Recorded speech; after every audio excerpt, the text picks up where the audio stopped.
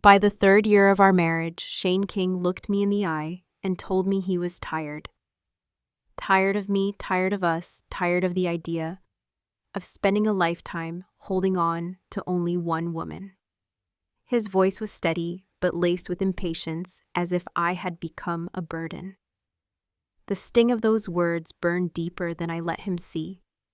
There was a young woman in his office, freshly graduated, radiant and pure like untouched snow, fumbling with his tie, as if she were still learning how to navigate the world. She was clumsy, innocent in appearance, and it made him feel powerful. He pulled her into his arms, kissed her as though he had discovered something new, then laughed afterward, as if mocking my silence. "We are just meeting each other's needs, aren't we?" he said, smirking as if fidelity had become a joke. Later, when his eyes fell on the deep crimson mark staining my collarbone, he froze and the edges of his eyes reddened with rage. His voice broke into a hoarse growl. "Who is it?" he demanded. I smiled coolly and slid a divorce petition across the table toward him. "We are just meeting needs, aren't we, Shane? Don't think too much about it." His face went pale the same way mine had countless times before. He didn't stop. He never did. There was always another girl, another so-called canary, chirping prettily in his gilded cage. I had lost count of how many there had been. This one was no different, another fresh-faced beauty with the sweetness of youth, except she at least had enough sense not to show up at my door, flaunting his affection. She didn't sneer in my face the way some had before, but still she was reckless in her own way. Barely half an hour earlier, she had sent me a picture, a photograph of herself with Shane's snowflakes drifting like powdered sugar across their shoulders. He was tilting his head toward her eyes-softened gaze, drenched in tenderness I hadn't seen in years. She smiled, wide lashes catching flecks of snow like tiny crystals, her whole frame glowing as though she were the star of some romantic movie. If not for the blatant evidence of betrayal, the image could have been framed as something beautiful. Underneath it, she wrote to me with nauseating sweetness, "Sister, the snow is so beautiful today. And so is Mr. King." She might have looked naive, but I knew better. There was a blade hidden beneath that smile. Fresh out of school, yet already bold enough to maneuver into the position of Shane King's personal assistant, breaking every rule to do so. That alone meant she wasn't harmless. A girl who could infiltrate a corporation like Blackwood Enterprises and attach herself to the CEO. Wasn't just lucky, she was ambitious, and ambition always came sharpened with edges.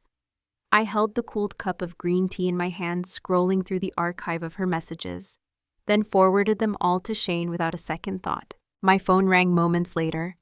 Leah, his voice was urgent. "She's just a kid. Too young, too eager, too competitive. Don't waste your time being angry with her."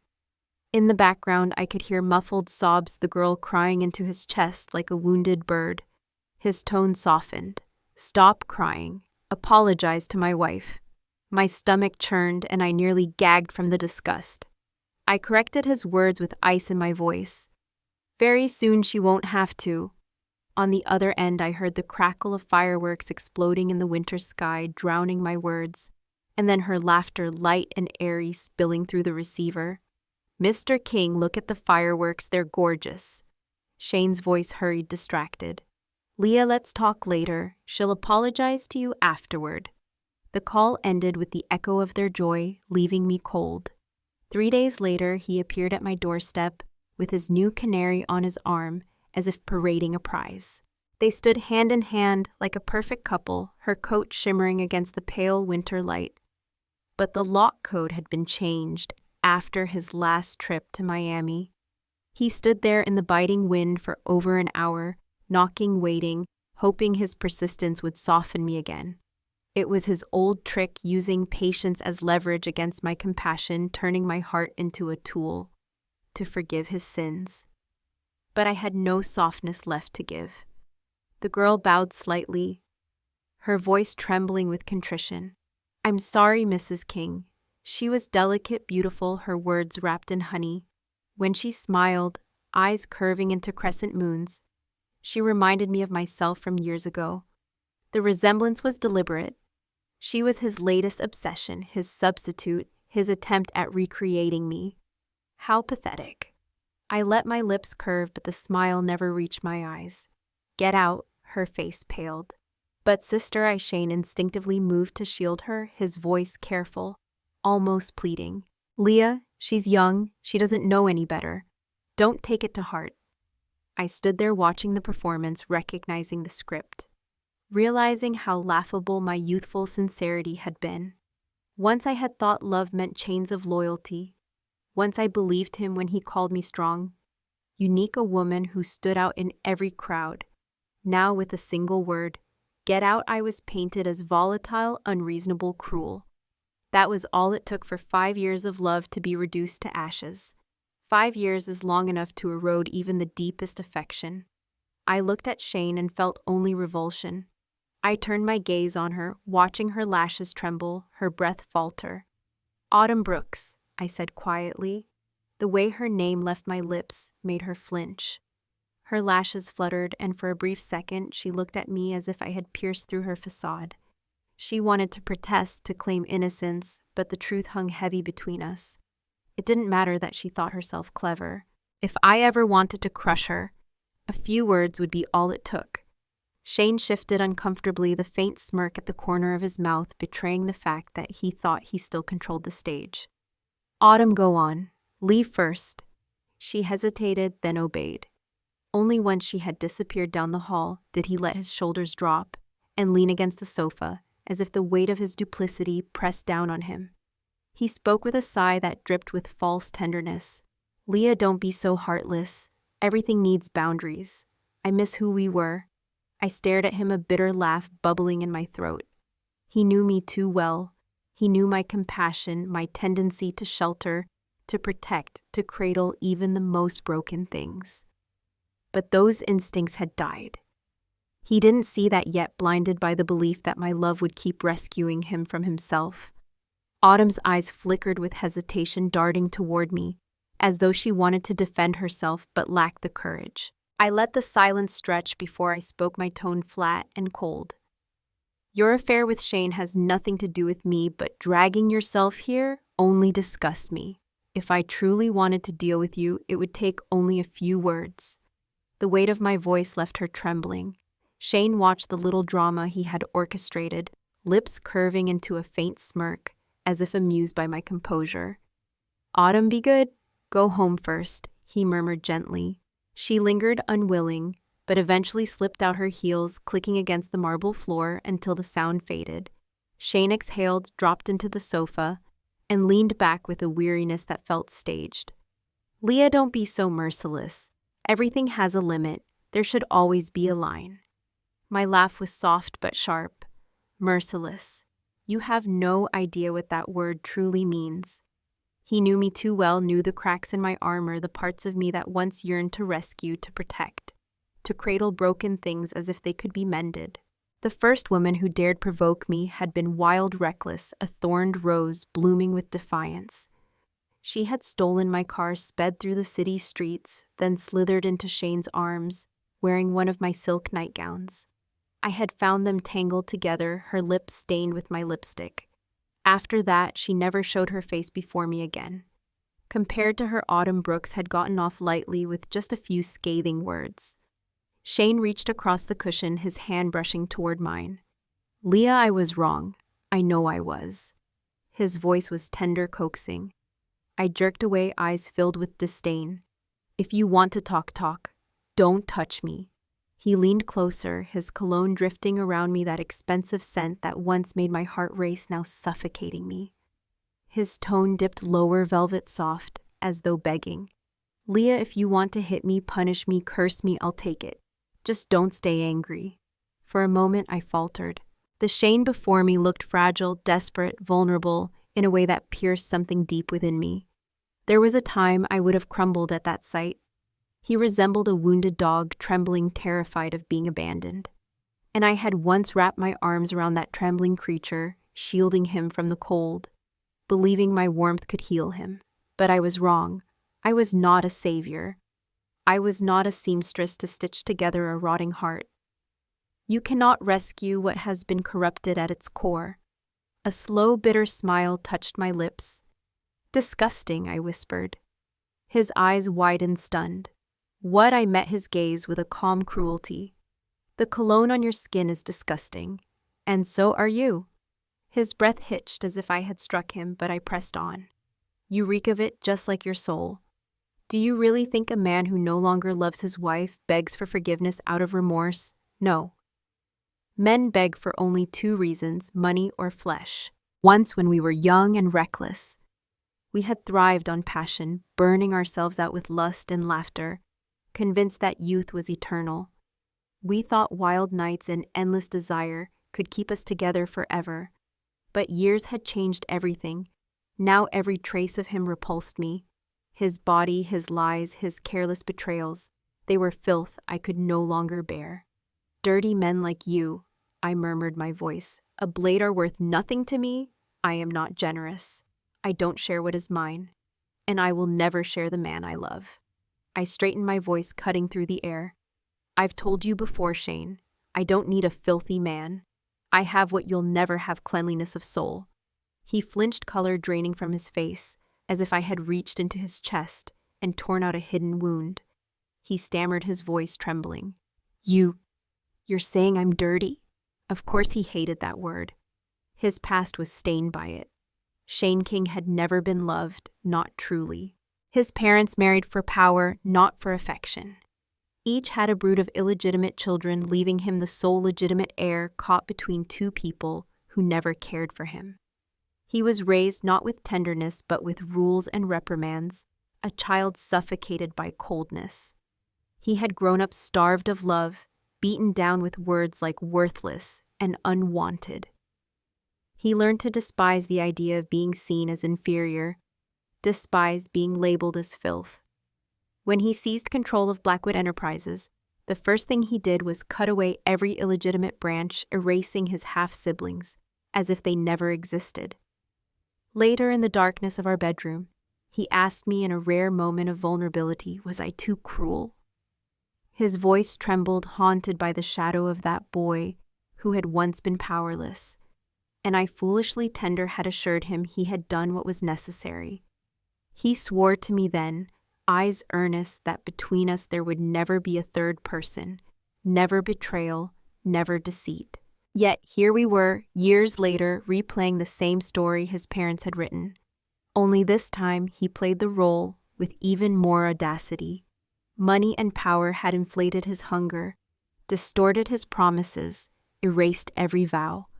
The man who had once been shy and sincere now sat before me as a stranger, cold and shameless.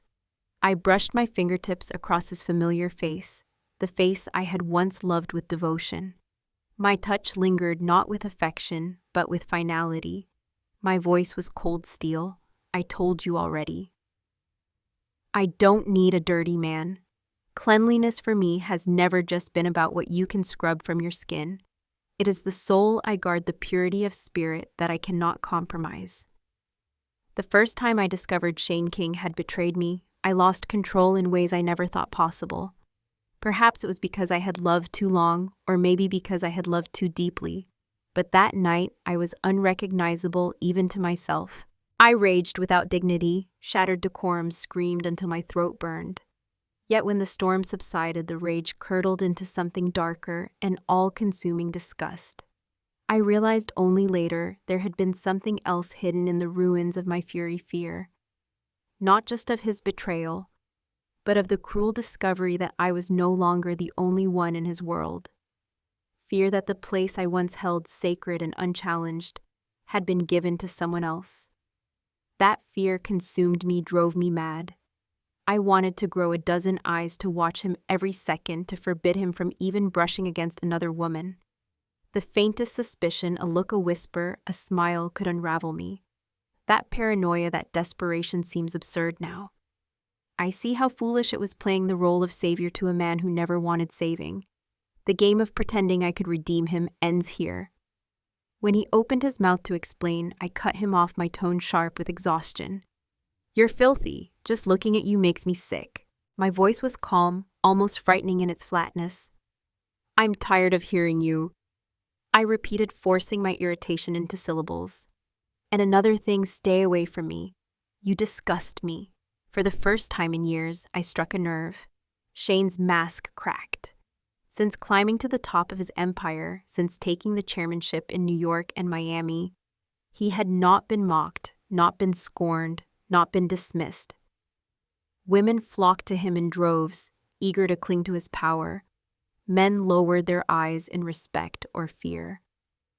No one dared speak to him the way I had just spoken. I had stepped directly onto the fracture line of his soul, and I could see him quake with fury. His hands clamped down on my shoulders, the grip so harsh I thought he might splinter bone. His eyes blazed with the rage of a boy once beaten and abandoned. "Leah, how can you say that to me? You know me better than anyone." I let out a short, cold laugh and met his stare, my gaze dripping with ridicule. "Do you think you're clean, Shane, with the number of condoms you've run through? Who can say if there's even a single part of you left untouched?" The thought alone makes my skin crawl. I shook my head, disgust heavy in my voice. "I will never understand how you can climb into bed with anyone, everyone, and still hold your head high." The words made him flinch, but he still clung to me. Then he did what he always did, tried to silence me with his body. He shoved me down, pressed his lips against mine with force, panting between the words. "Leah, I'm not dirty." The stench of desperation was stronger than his cologne. I waited until his mouth crushed against mine, then snapped my palm across his face. The crack of it echoed between us, leaving my lips tingling with the ghost of his kiss. "That was mercy, Shane," I spat. "I've given you more respect than you deserve. Do you really think I'm just another silly girl who will tolerate your filth?" He froze, stunned by the force of my words, but I pressed forward, my voice laced with steel. "I am a Collins. In this city, my name commands more weight than yours ever will. Even your grandfather lowers his head to me. In terms of rank, you are nothing compared to me." The truth was a blade, and I twisted it without hesitation. His face hardened, but I could see the denial in his eyes. He thought I was merely angry, throwing words like knives in a tantrum. He believed that, like every other time he cheated, I would explode, then collapse, then forgive. After all, hadn't I hit him? Shouted at him, cried, and then still stood beside him. He assumed this was another storm to endure, and afterward the skies would clear, but he was wrong. That evening the doorbell chimed and a small white box sat waiting outside. Inside was a single slice of cake, neatly packaged along with a handwritten letter of apology. It was his routine, his tired ritual of appeasement. He never showered me with jewelry or clothes because he knew I had more than enough. The only thing he ever gave me that once mattered was sweets. When we first fell in love, he discovered a tiny bakery in the East Village that only opened on unpredictable days. He would wait for hours, sometimes return empty-handed, but he never stopped trying. He turned that bakery into his temple, bringing me confections, as though each pastry could buy him another day of my affection. Back then, I found it sweet, touching even. Now it was laughable. I stared at the pathetic box in my palm. The man hadn't gone bankrupt, hadn't lost everything, and yet this sliver of cake was all he thought I was worth. I unfolded the letter words scrawled in his elegant hand, but they blurred together a tedious performance of guilt. The sentences stretched on forever, full of hollow remorse, like a schoolboy writing an 8,000-word essay to avoid punishment. It wasn't an apology. It was a performance one meant to convince himself of his sincerity, not me. Once upon a time that might have been enough, but I was no longer the girl who softened at small offerings. The woman holding that box of sugar and lies felt nothing but contempt. How could he be so miserly? Even in apology, he couldn't bring himself to spend real effort to create something sincere.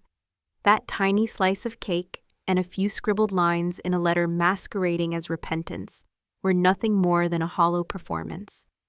The words meandered endlessly, a speech without substance, as though he were a schoolboy drafting an 8,000-word essay, not for me, but to console himself. If I were the kind of woman softened by cliches and empty phrases, I would have been devoured by the wolves of the Blackwood boardroom long ago. I would never have survived New York's cutthroat corporate battlefield, never carved a space that was mine alone. And yet Shane King still thought he could buy forgiveness with sugar and ink. How naive. When the snow finally melted, Autumn Brooks updated her social media with an album of Shane captured from countless flattering angles. "How can a man be this handsome?" she wrote under the photos, decorating the caption with sparkling eye emojis, as if she were a teenager in love for the first time.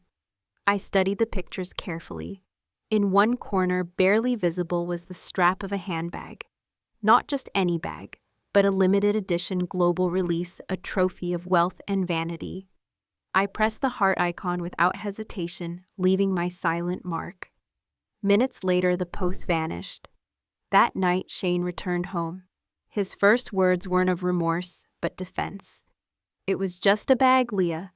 Don't overreact. Be generous." His tone was dismissive, paternalistic, the same way one might scold a child for fussing. I nodded, lips curling with feigned agreement. "You're right."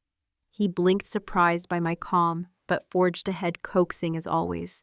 "She's young, Leah. She doesn't think things through. She only likes shiny things. Girls her age are still dazzled by the world." His words stumbled, suddenly catching in his throat as his eyes widened. His voice trembled, panic coloring his tone. "What is this?"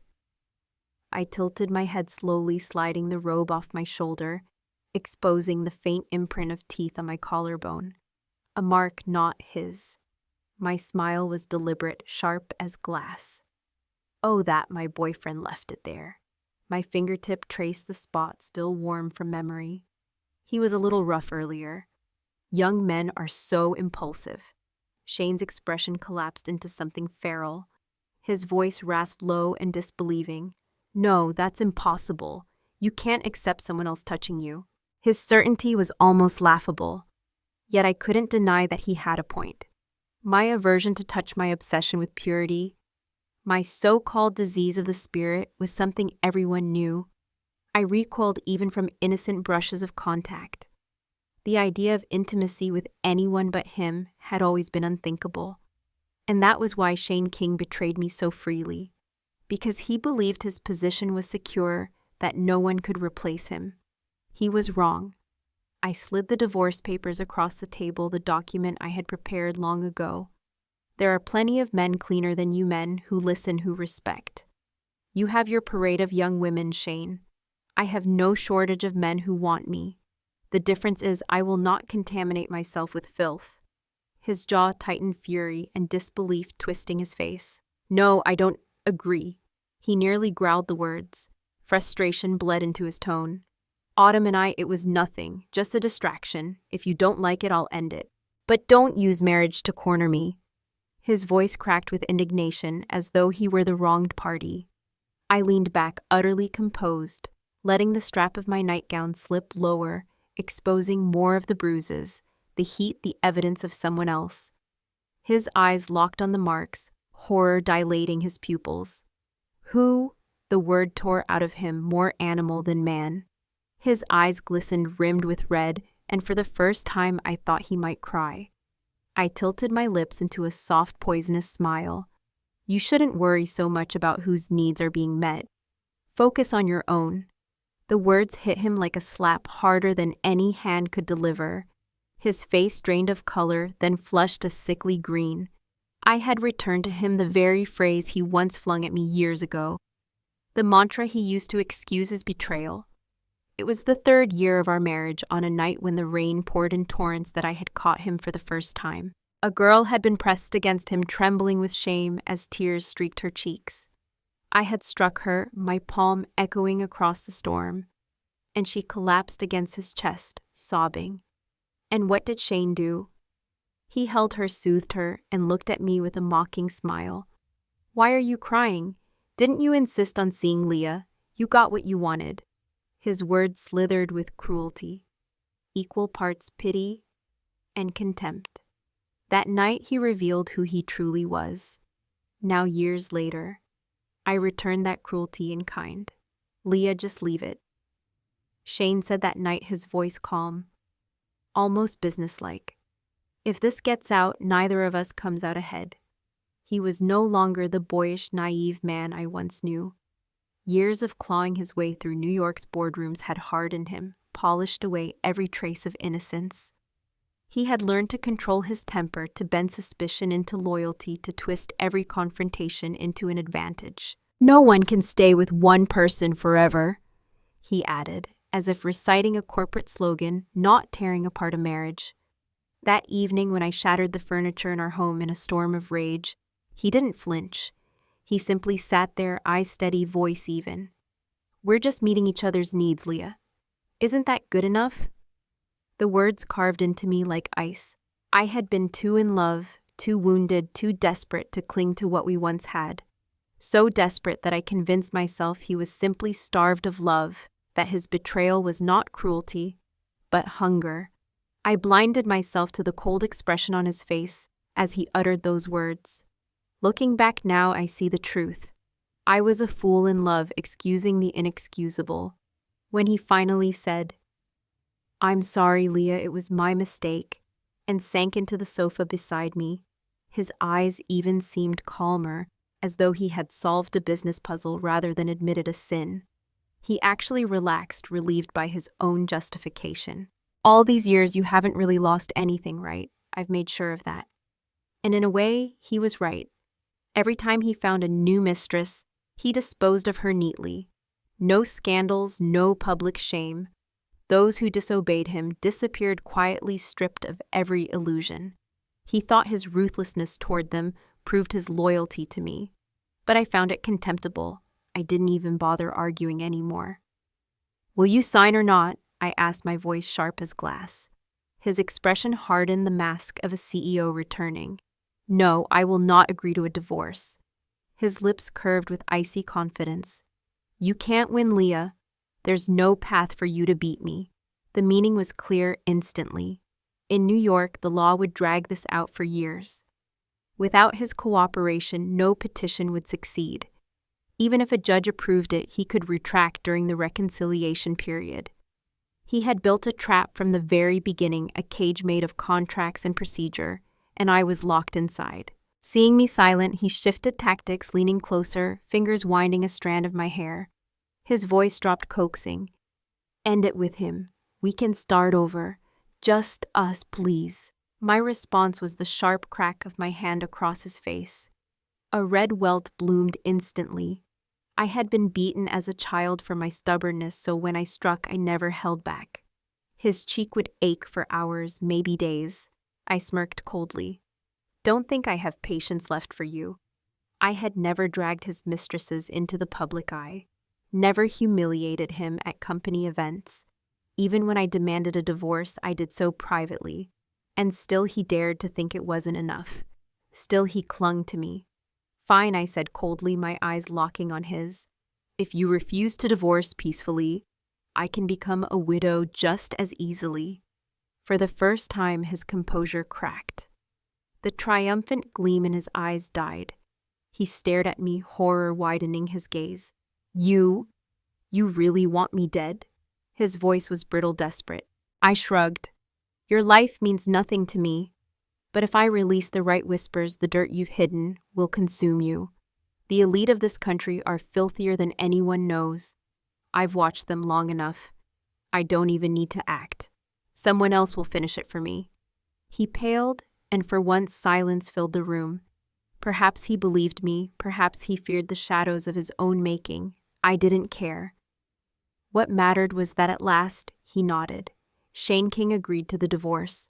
Whether out of fear for his life or some other calculation, I never asked. His only request was that he be allowed to meet the young man in my life, the one he called my canary. I gave a single nod. I had no reason to deny him that. The city was steeped in holiday glow as the new year approached. Streets glittered with lights, storefronts decked out in garlands, and the bitter cold only made the warmth of my apartment more decadent. Thick rugs softened the floors, and the air carried the scent of vanilla and spice. Inside it felt like the world had slowed, inviting laziness. On the sofa, Jaxon Gray lay curled into himself. Long legs folded awkwardly. At 6'2", he was too tall for the cushions, his body bunched up like an oversized child. He stirred at the sound of my footsteps, eyes fluttering open, and when his gaze found me, a faint smile lifted the corners of his lips. "Leah," he murmured softly, his voice still edged with sleep. Jaxon was a few years younger than me, fresh out of college, his youth evident in every glance and every unguarded grin. He was handsome in a way that was both boyish and arresting, obedient, yet mischievous, gentle, yet quietly stubborn.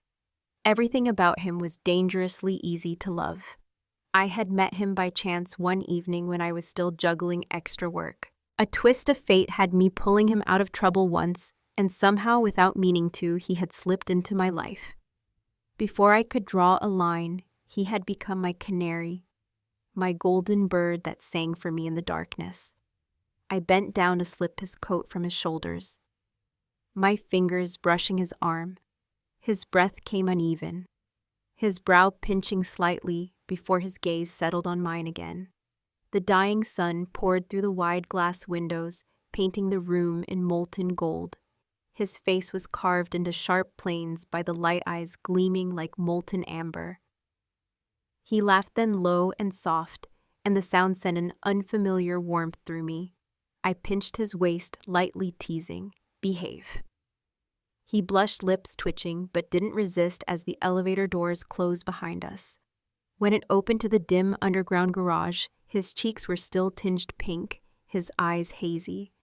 Sliding into the car, I leaned across him to fasten his seatbelt. The brush of my hair against his jaw must have been too much because suddenly his lips grazed the corner of mine, tentative yet searing. The kiss left behind a damp trace enough to ignite the tinder smoldering in my chest. Fire licked at me, my hand rising instinctively to tug at the buttons of his shirt. But Jaxon, half hidden in the shadows, whispered, "Not here. Someone might see." I pulled back, half annoyed, half amused. He looked so guileless, so irresistibly sweet, even in his refusal, that I wanted to both scold and cradle him. His innocence was a lie. Of course he knew how to entice, how to tempt, but in that moment he was endearing. Still, we had more pressing matters tonight. I smoothed his shirt, letting the temptation pass. Outside, snow fell in silence, dusting the city in glittering white. I hummed a tune, feeling lighter than I had in months, warmth blooming where bitterness used to sit. For a fleeting moment, life felt simple again, until the headlights of a truck blazed across the windshield. The vehicle came barreling toward us, tires skidding across the ice. Instinct took over. My foot slammed the accelerator and the car lurched forward just as metal screamed past, missing us by inches. Adrenaline surged through me, my heart pounding so violently it hurt. My hands clenched the steering wheel until my nails dug crescents into my palms, grounding myself against the quake of fear. We had survived, but in that eerie silence that followed, a realization struck me with brutal clarity. Shane had enemies, yes, but so did I. For every rival eager to destroy him, there were others willing to erase me if it meant profit or power. If I were gone, the scraps left behind would be devoured by vultures who had never dared challenge me. The temptation was too great, the opportunity too sweet. I could not even bring myself to blame him entirely. This was the nature of power. But surviving meant one thing: their turn would come. Whoever thought me easy prey would soon learn otherwise. When Shane saw me again, he froze. His face betrayed a flicker of shock, but it lasted no more than a heartbeat. Then the old smirk returned, practiced and poised. "Leah," he said smoothly, as though nothing had happened. But his eyes drifted toward Jaxon at my side, and his smile curved crueler. "You really have no taste anymore." Jaxon didn't flinch. His lips curled into a sweet smile, his tone innocent, almost mocking. "Maybe, but at least I'm young." His gaze swept over Shane's face with deliberate slowness. "You should think about a facelift, sir. Wrinkles don't sell well." The color drained from Shane's face, replaced by a thunderous scowl. His tongue was sharp, ready to cut. "Not as sharp as mine," he snapped back. Jaxon lowered his eyes, gaze drifting downward deliberately, slow, deliberately cruel. His smile turned sly. Maybe, but age comes with weaknesses. He let the word linger, savoring it before delivering the final blow. Strength fades with time.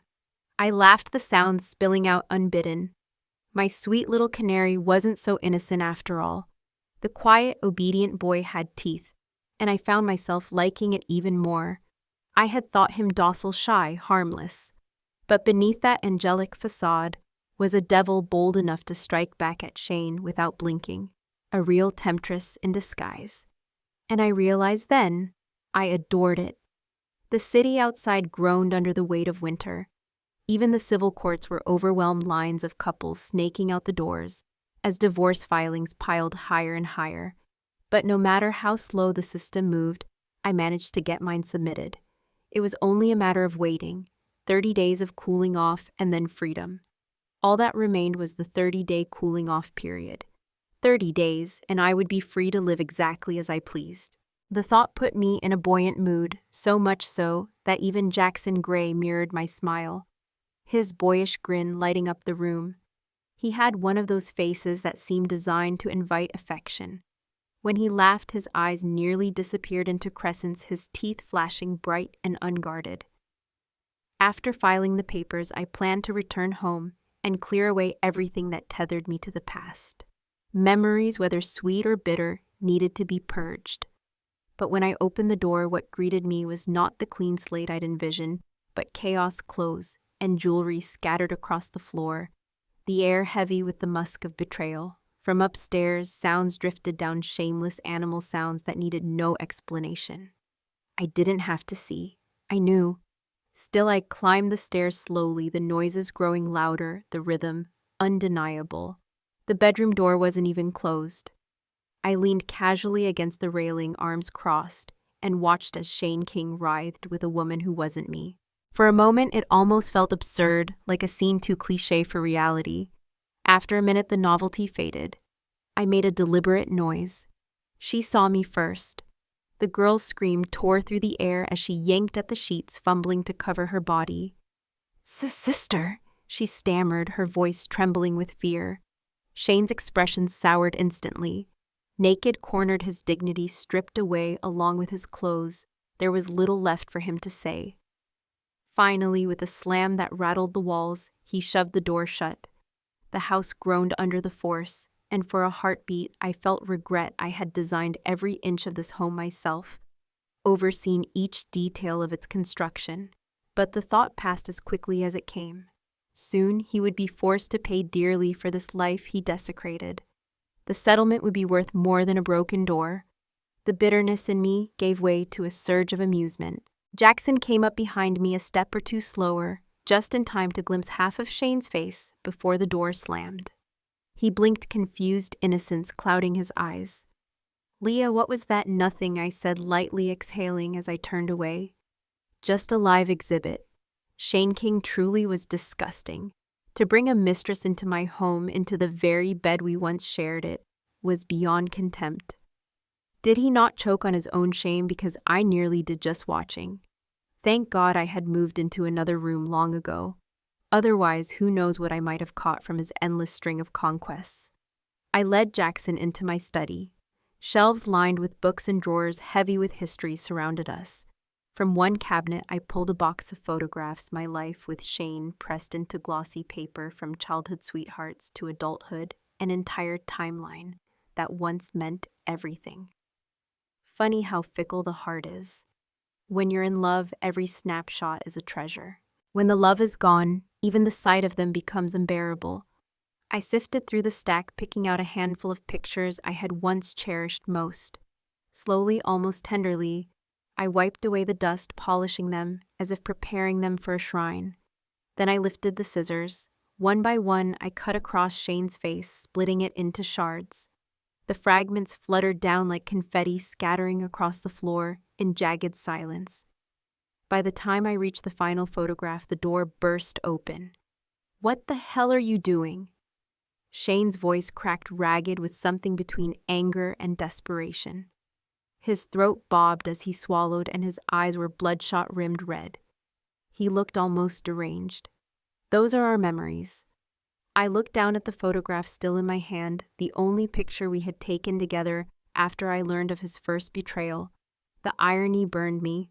The truth behind it was grotesque. I remembered the day well. His mistress at the time had held their photo and teased him, demanding to know who was prettier, her or me. To soothe her vanity, Shane had recreated the exact same picture, handing me one copy, while leaving the other for her to tear apart in triumph. She had even bragged to me about it later, smug with the knowledge that something I considered precious was nothing more than a toy to her. And Shane had allowed it, encouraged it. I studied the photo in my hands. I was smiling brightly in it, my eyes radiant, my joy blinding. Back then I didn't know. Back then I believed in him. I believed in us. That girl in the picture was beautiful, alive with love. She was a version of me that no longer existed. I couldn't throw her away because she deserved to be remembered. But I also couldn't ever be her again. When Shane whispered hoarsely, "These are ours, Leah," I cut him off with a laugh that sliced colder than any blade. "Don't pretend anymore." I cut him off with a flat laugh. "If you're not exhausted, at least have the decency to think about how tired I am," I said, my eyes boring into his bloodshot gaze. His eyes were swollen, red-rimmed, wet.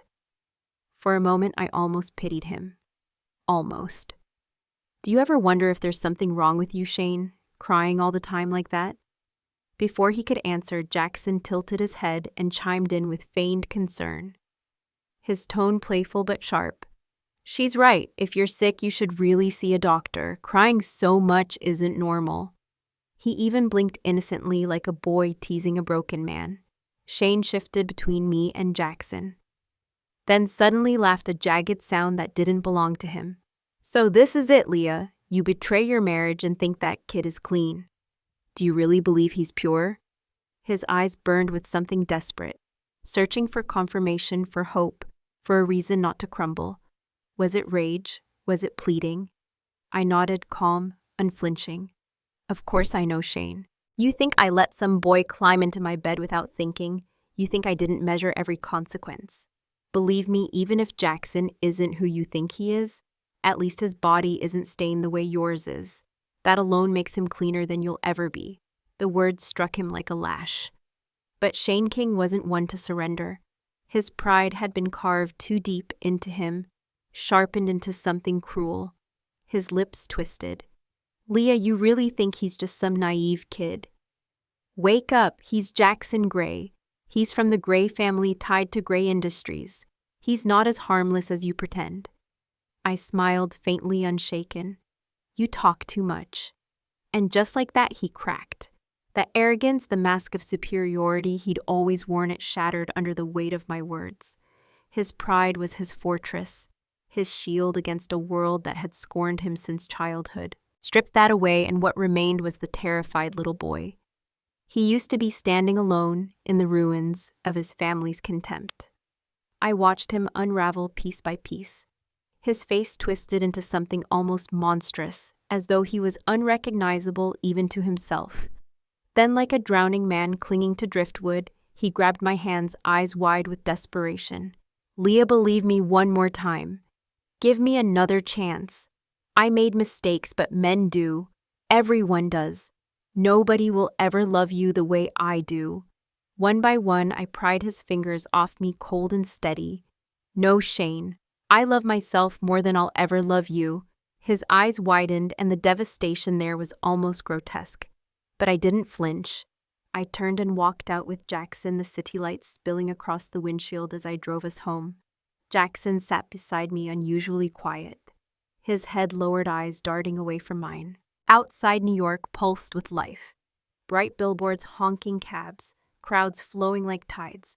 But inside the car, the silence was thick. When I parked, he reached for the door instinctively, but it didn't budge. Locked. He froze, then whispered, "Leah." It was a word he often said, but tonight it carried something different, uncertainty, guilt. He glanced at me quickly, then dropped his gaze again. "I'm sorry, I lied to you." His voice trembled, and for the first time, the boyish bravado slipped. I didn't speak. I let him continue. "I know you've heard the rumors about Gray Industries. The investors pulled out one by one. The company's collapsing. My father tried to end his life more than once. My mother is drowning us in debt, chasing deals that don't exist. No one will save us, Leah. No one invests in a dying company, so I gambled with the only thing I had left myself. My face, my body. That's why I sought you out, to make sure the kings couldn't ignore me. His voice cracked at the end, shame spilling over every word. But what he didn't know was that I already knew.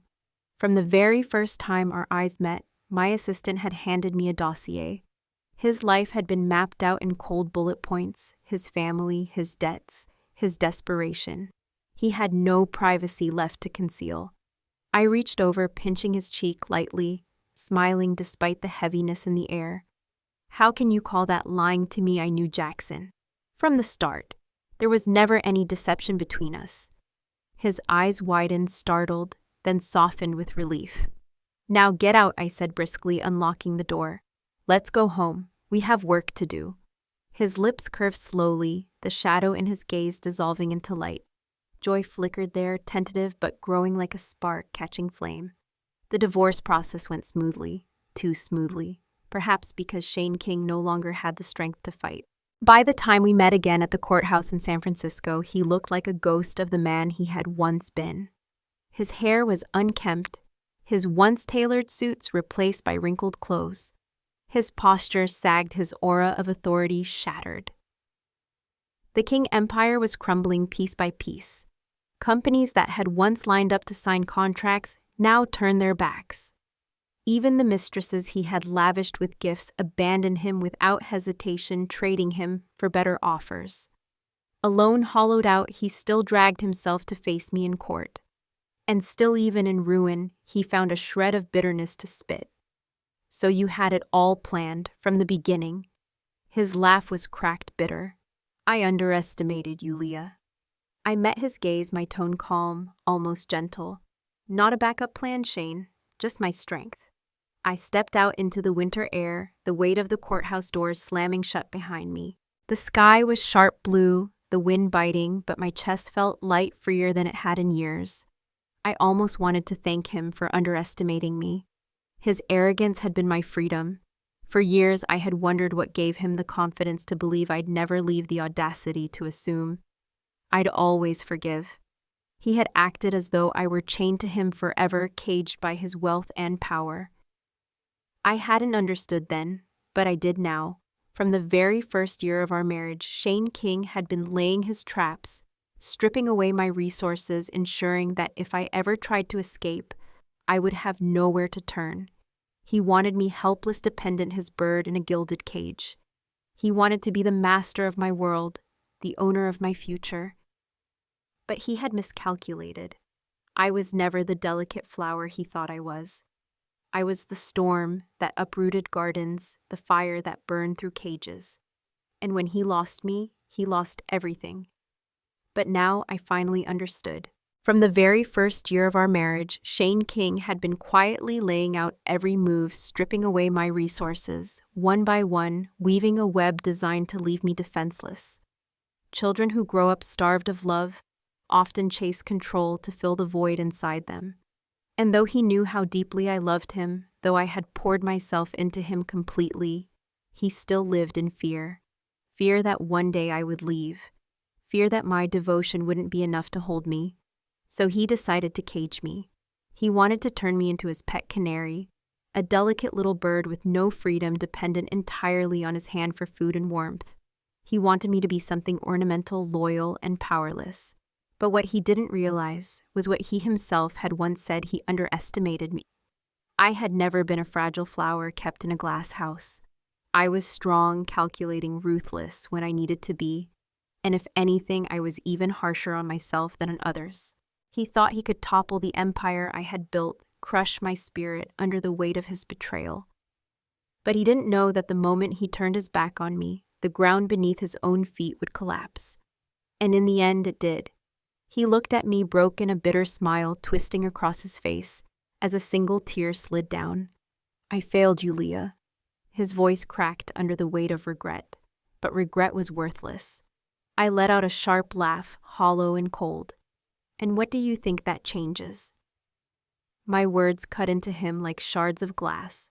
His eyes darkened, and yet somewhere deep inside them was still a flicker of defiance, a refusal to bow completely. That defiance made my instincts bristle. A shadow of dread crept over me, and before I could react, he seized my hand and pressed it hard against his chest. His heartbeat thundered under my palm, steady and insistent. His expression twisted into something unhinged, a sick devotion spilling from him like poison. "Leah, feel it. Do you see we're the same? You and I were made of the same darkness." His eyes glimmered with a frenzy that scared me more than any anger he had ever shown. It wasn't love. It wasn't even desire. It was obsession pure and diseased. His gaze shifted past me toward a car parked just beyond us. Someone sat in the passenger seat watching, waiting. Then Shane's eyes cut back to mine, his lips curving into a smile that was both mocking and triumphant. "Or maybe, Leah, maybe you've been just like me all along." The words slithered into my ears, sticky and vile, as if his voice itself could stain me. I almost laughed at how absurd it was. Almost. I had never planned to waste my breath arguing with him. His days of peace were already numbered. But I couldn't stop the disgust rising like bile in my throat. His face, this face I once thought I loved, felt grotesque to me now. I should have torn it apart years ago. I shook my head slowly, my voice steady, sharp. "You're wrong. From beginning to end, Shane, the only one rotting away, is you." I knew exactly what he wanted. If he could prove that I had betrayed him as he betrayed me, then suddenly the scale would tip. Public opinion would balance us as equals, two sinners canceling each other out. His infidelity would be excused. My rage diluted his sins, erased by the illusion of symmetry. But I would never give him that mercy. Yes, I liked Jaxon Gray. Yes, I wanted him near me.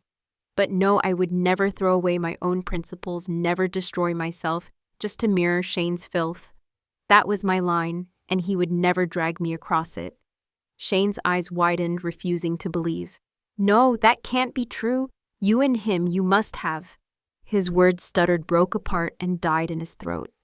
He wanted to ask, but he couldn't bear the answer. I let my gaze fall deliberately, slowly, until it rested on the lower half of his body.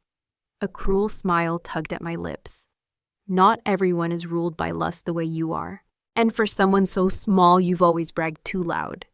His face burned crimson, humiliation radiating off him in waves. I gave him another slash of truth, cold and merciless. "Your grandfather's already prepared to throw you away. Useless pawns don't stay on the board." I had always known how to strike where it hurt most. And this was his weakness, the gnawing fear that he was disposable. Unwanted, just as he had been when he was a boy. "Go back quickly, Shane," I sneered, "before you find even the last scraps of your existence erased." Laughter bubbled up from my chest, sharp and cruel.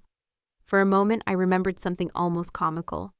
"Oh, I should correct you. I was never your gentle Leah. Do you remember how we met? I told you once to help you remember my name. That Leah meant gentle, soft, tender. I even tried to live that way for a while, to be someone I wasn't. And you never bothered to stop calling me that." My voice hardened, the weight of my real name grounding me. "But Leah Collins has never been gentle. Leah is resilience. Leah is the one who rises from ruins. You've never known me at all." Outside, Jaxon waited in the car, his presence a steady anchor pulling me forward. I raised my hand, waving once at Shane, a farewell gesture, not to him, but to the woman I once was. Because from this moment on, Leah Collins belonged only to herself. No more cages, no more chains, no more illusions. Whatever came next, it would be mine, and mine alone. Thanks for listening. Be sure to subscribe so you don't miss the next videos.